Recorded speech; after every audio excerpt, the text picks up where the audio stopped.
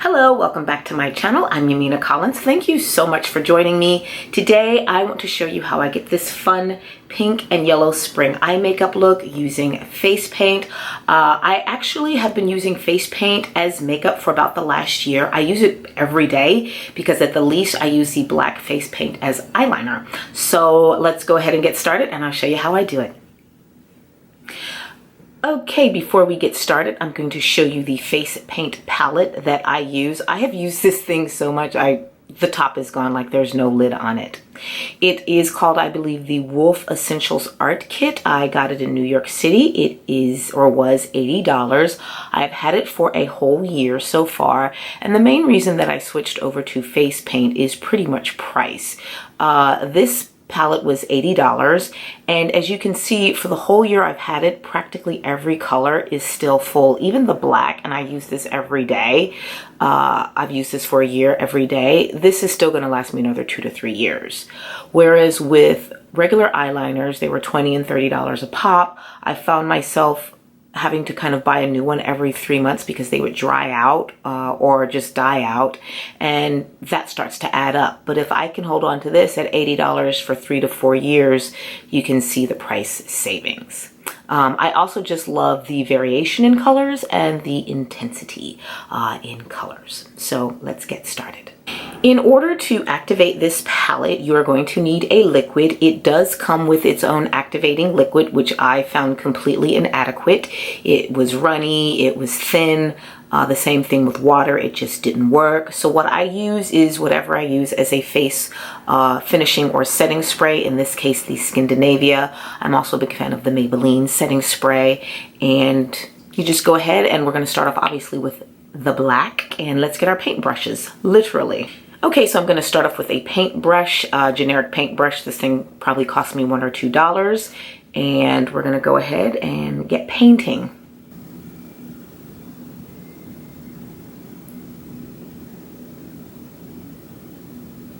I like to do the black first, both for top and bottom. And again, that's why we want to get as thin a paintbrush as possible. Woo, I think that got in my eye a little bit.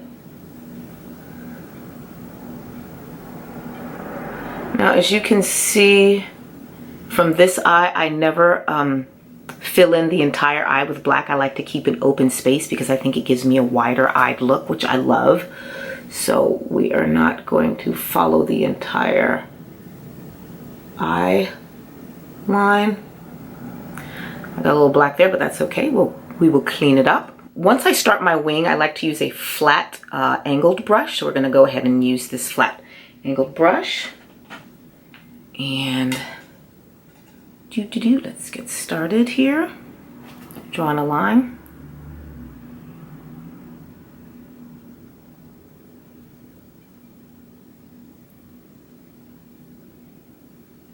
It just makes drawing the winged liner a little bit easier once you have an angled brush. I don't always use an angled brush. Sometimes I just, again, use the actual paintbrush.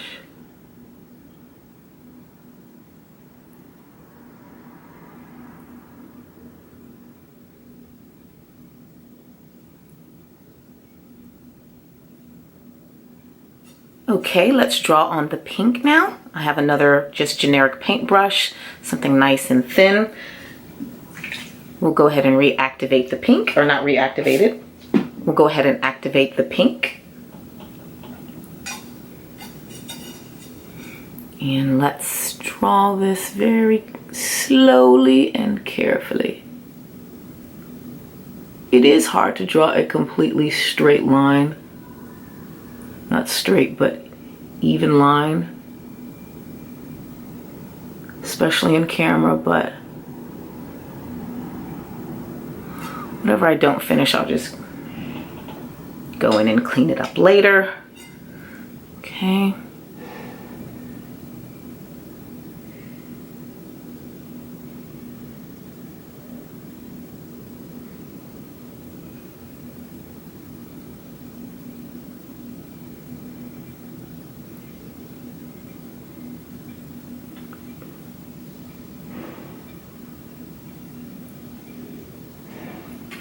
For the lower line, I'm not going to use the same paintbrush. I'm going to actually go for an even thinner paintbrush because it is a really tiny area that we're trying to fill in. It's literally just a space like that, and I want to keep it nice and open, the eye open. So we're going to very carefully just draw the line in like this. That's a little much, so let's clean it up with some more black. I don't like that look where you have like white underneath to make the eyes wider. I just feel like it makes it look really, really, I don't know, just it looks strange.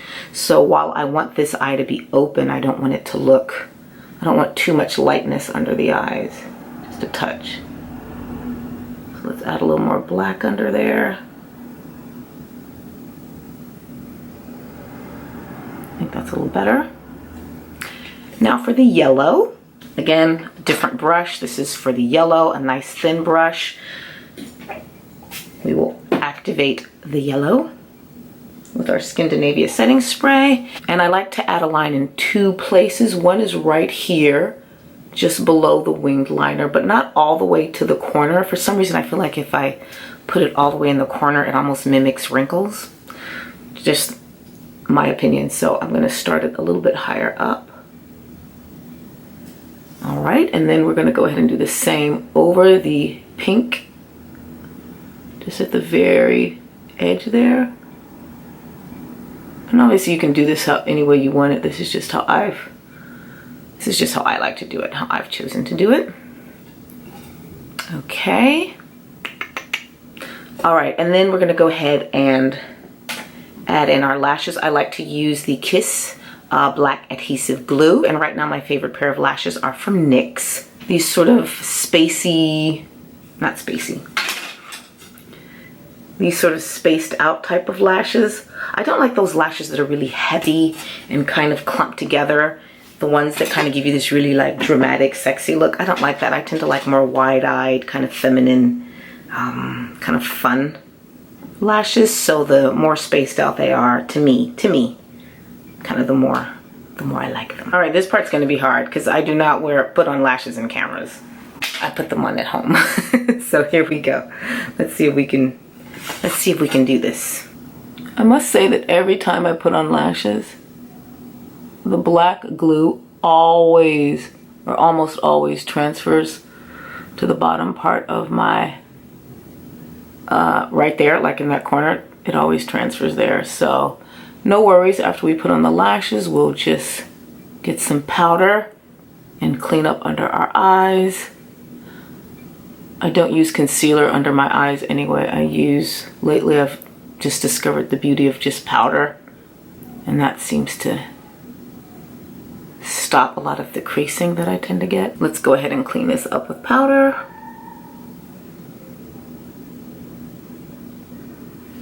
And okay, one thing I forgot to add, after you've put on the face paint makeup, you might be tempted before you put on the lashes or even after you put on the lashes to reset all this makeup with a finishing or setting spray. You don't want to do that. If you do that, it's going to cause some of the makeup to run. Not all of it, mostly kind of under the eyes.